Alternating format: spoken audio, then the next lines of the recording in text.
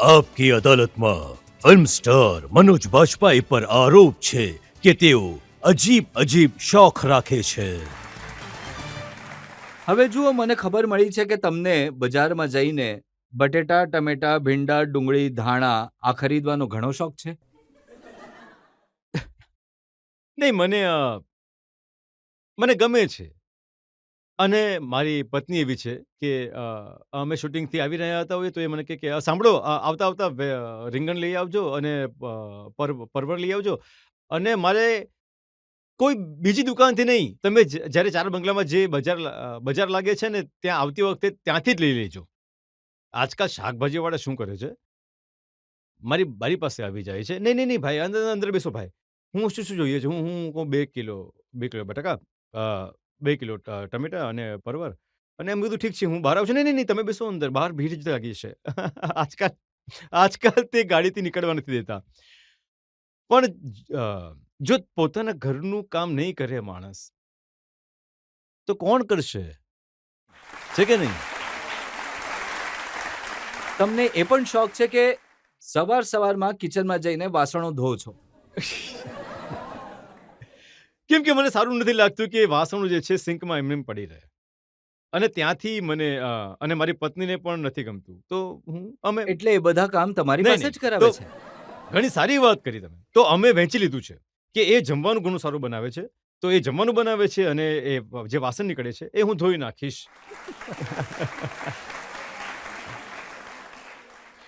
અને જુઓ, એમાં સૌથી સરસ વાત શું છે કે કોઈ કેરેક્ટર પર કામ કરી રહ્યો છું, બીજા દિવસના સીન પર કામ કરું છું, તો ચાલી રહ્યું છે અને વિચારતો જાઉં છું. હે ને? કેરેક્ટર પણ તૈયાર થઈ રહ્યું છે, સીન પણ યાદ થઈ રહ્યો છે, વાસણ પણ ધોવાઈ રહ્યા છે, તો બધા જ કામ થઈ જઈ રહ્યા અને છે. ઘરમાં મારી શાંતિ સાથે પણ બનેલી રહે છે. શાંતિ બની રહી છે. આજકાલ એક નવો શોખ તમે પાળ્યો છે, પૈસા કમાવાનો. આ અચ્છા. નવું જૂનૂન છે. કેવી રીતે સર, જણાવો? જુઓ, તમે કહ્યું કે 10 વર્ષમાં 50 ફિલ્મો કરવા ઈચ્છું છું, હા. 40 દિવસમાં દરેક વખતે નવો પ્રોજેક્ટ કરીશ. હવે મારે પૈસા કમાવા છે. હવે તો ઘણા દિવસો થઈ ગયા ભૂખમરીના.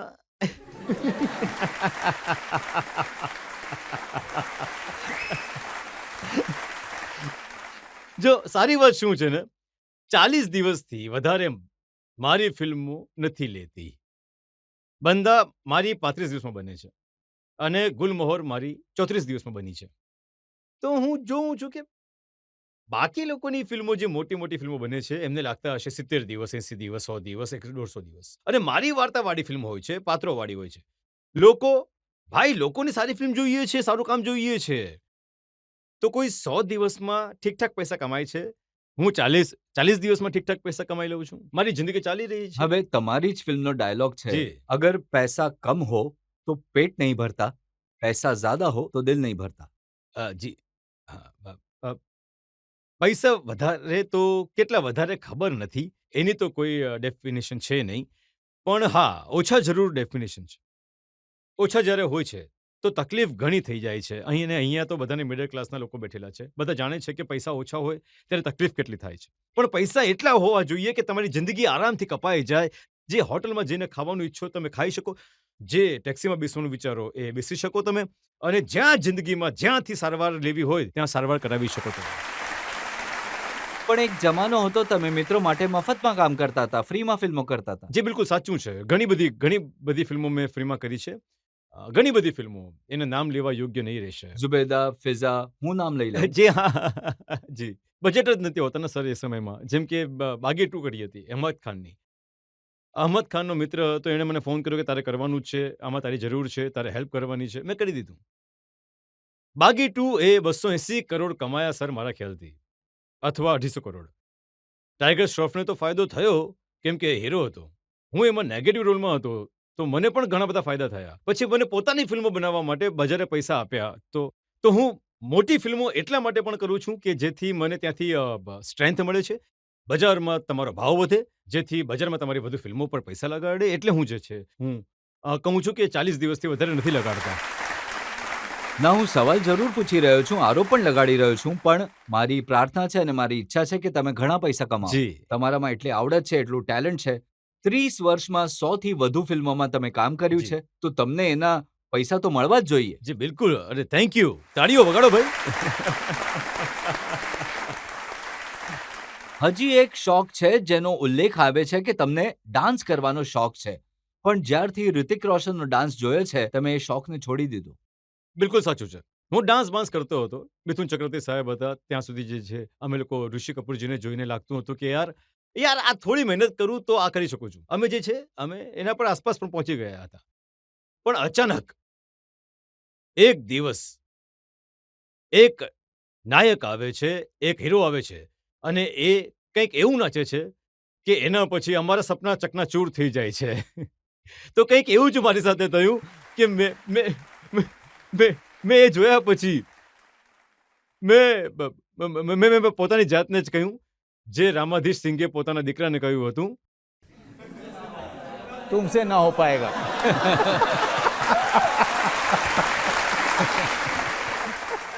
પણ તમને તો શાહરૂખ ખાને ઘણું પહેલા જ જ્યારે તમે સાથે થિયેટર કરતા હતા, ડાન્સ શીખવાની કોશિશ કરી હતી, તમને ડિસ્કો લઈને ગયા નહીં હતા. ડાન્સ શીખવા માટે નહીં સર. એ તો એ લોકો જઈ રહ્યા હતા અને હું પાછળ ટંગાઈ ગયો હતો.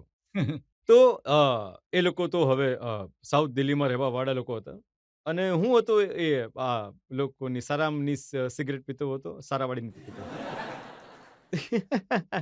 તો અમે લોકો એકબીજાને પસંદ કરતા હતા. તો એ આ લોકો જઈ રહ્યા હતા. ત્યાં જ હતું ઘુંઘરું. ઘુંઘરું કરીને એક ડિસ્કોટેક હતું ત્યાં. ત્યારે લઈને ગયા અને મારી પાસે તો ચપ્પલ હતા. હવે પેલા ડિસ્કોથેકવાળાએ કહ્યું કે યાર આ ચપ્પલવાળાને એલાઉડ નહીં કરીશું અમે. તો લોબીમાં ફરીને હું શાહરૂખ અને એના મિત્રો જે છે કોઈની પાસે બૂટ ઉધાર માંગી રહ્યા હતા કે બૂટ ઉધાર આપી દો તો આ માણસને લઈ જઈએ. તો એક માણસ મળી પણ ગયો જેણે બૂટ ઉધારમાં આપ્યા હતા. મારી ચપ્પલ પહેરીને બહાર રહ્યો. એ કંઈક કામ કરી રહ્યો હતો.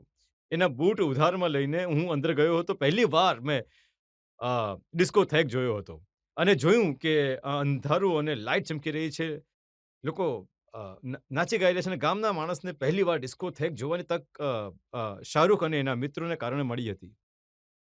તમારો એક ડાયલોગ છે ને સત્યમાં, મુંબઈ કા કિંગ કોન. હા હા તો તમે તો એનો જવાબ નહીં આપી શક્યા, પણ જનતાએ જ્યારે શાહરૂખને જોયો તો કહ્યું કિંગ ખાન. જી.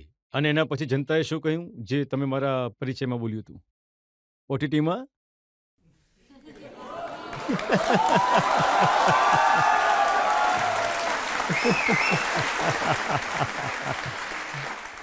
હવે તમારી જ ફિલ્મનો ડાયલોગ છે, તમને યાદ હશે, बादशाह की गली में आके उसका पता नहीं पूछते. गुलामों के झुके हुए सर खुद रास्ता बता देते हैं. મોટા ભાગે એમ જોવામાં આવ્યું છે કે પિક્ચર તમે ક્લિક તો બહુ ખુશીથી કરાવો છો, પણ જ્યારે સેલ્ફીની વાત આવે છે ત્યારે તમને બિલકુલ પસંદ નથી આવતું. એમ કેમ? એનું કારણ છે એક માણસ અચાનક એક અજાણો માણસ આવીને આવો આવો સર આવો આવો.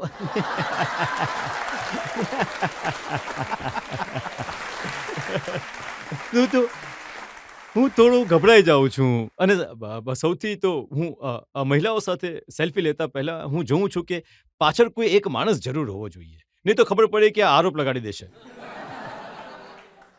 પાછળ કોઈક હોવું જોઈએ, આસપાસમાં દેખાવું જોઈએ, જેથી એ લાગે કે આ સેલ્ફી જે છે એ લોકોની હાજરીમાં લેવામાં આવી છે, એક એકલામાં લેવાઈ નથી. તો ઘણું ધ્યાન રાખવું પડે છે અને એમાં એટલા વધારે નજીક આવી જાય છે કે હું એટલો ફિઝિકલ માણસ નથી, હું એટલો ઘણો અનકમ્ફર્ટેબલ થઈ જાઉં છું. હું હંમેશા કહું છું કે તમારો કેમેરો આપો, પછી કોઈ ભાઈ સાહેબને કહું છું કે ભાઈ તમે આમનો ફોટો લઈ લો. તો હું ફોટો પડાવી લઉં છું, સેલ્ફી પડાવી નથી શકતો, કેમ કે આટલી બધું નજીક ફિઝિકલી નજીક જવાથી હું ગભરાઉં છું. તો આ જ કારણ છે કે કોઈ હિરોઈન સાથે તમારું નામ ક્યારેય નહીં જોડાયું? હા જોડાયું ને. મારી પત્ની પણ તો હિરોઈન જ છે ને.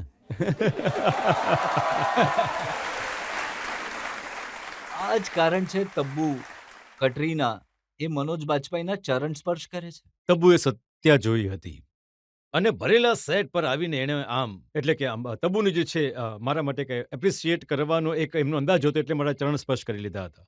અને કેટરીનાએ જે છે એને તો એને માટી ફેરવી નાખી, આખા મીડિયાની સામે આવીને મારા ચરણ સ્પર્શ કરી લીધા. આજ સુધી ચાલતું આવ્યું છે કે કેટરીનાએ તમારા ચરણ સ્પર્શ કર્યા હતા. અરે ભાઈ, એમણે સન્માન દર્શાવ્યું હતું અને ખાસ કરીને એમણે રાજનીતિ ફિલ્મ જોઈ. તો જોયા પછી હું એ સમયે નહીં હતા સ્ટારકાસ્ટની સાથે, and she was so glad, so overwhelmed કે અમે સાથે કામ કરી રહ્યા હતા. એકબીજા સાથે સીન નહીં હતા, પણ એમણે એટલું સરસ લાગ્યું કે યાર હું ત્યાં હતી પણ ક્યારે લાગ્યું નહીં કે આ માણસ આ રીતનું પરફોર્મન્સ કરી આપશે ફિલ્મમાં. તો શી ફીલ વેરી ગ્લેડ. તો એ એમનું એક ના એ તો ગ્લેડ હતી. તમને હા. શું લાગ્યું? થોડી શરમ આવી કે આટલી સુંદર જે હિરોઈન જે છે તે આવીને ચરણ સ્પર્શ કરી રહી છે. તો પહેલા જ તમે વરિષ્ઠમાં ગણાઈ ગયા. હવે એવી કોઈ વસ્તુ છે જેનાથી તમને ડર લાગતો હોય કે હા ડર નહીં, ડર એ લાગે છે કે યાર આજે બધું મળી રહ્યું છે અને આટલો પ્રેમ, આટલી ઇજ્જત હું કોઈ રીતે આ જનતાને નિરાશ નહીં કરું, એનો જ ડર રહે છે. બીજો બાકી માણસ અને પરિસ્થિતિના ના મને ડરાવી શકે છે, ના મને નમાવી શકે છે. મેં સાંભળ્યું છે કે ફ્લાઇટમાં જ્યારે બેસો છો વિમાનમાં તો હમ. એમાં ઘણો ડર લાગે છે. ઘણો વધારે. એકવાર ટર્બ્યુલન્સ થાય છે ને આ વિમાનમાં, તો સામાન્ય રીતે હું સ્લીપિંગ પિલ્સ લઈને સૂઈ જાઉં છું જ્યારે હું અમેરિકા વગેરે જાઉં છું, લંડન જાઉં છું ત્યારે. જો માની લો કે દિલ્હીથી મુંબઈ જઈ રહ્યા છે, મુંબઈથી દિલ્હી આવી રહ્યા છે, તો ઘણું જ જેમ કે મોન્સૂનના સમયે સામાન્ય રીતે હું અવોઇડ કરું છું કે હું ક્યાંય નહીં જાઉં. અને ટર્બ્યુલન્સથી મને ઘણો ડર લાગે છે, ઘણો વધારે ડર લાગે છે.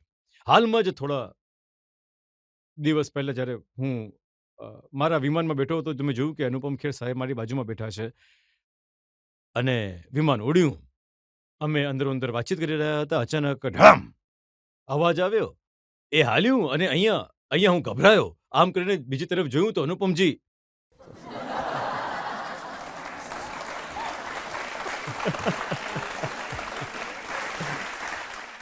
તો આખા રસ્તામાં હું મારો ડર ભૂલી ગયો અને મને લાગ્યું કે આમને તો મારાથી પણ વધારે ડર લાગે.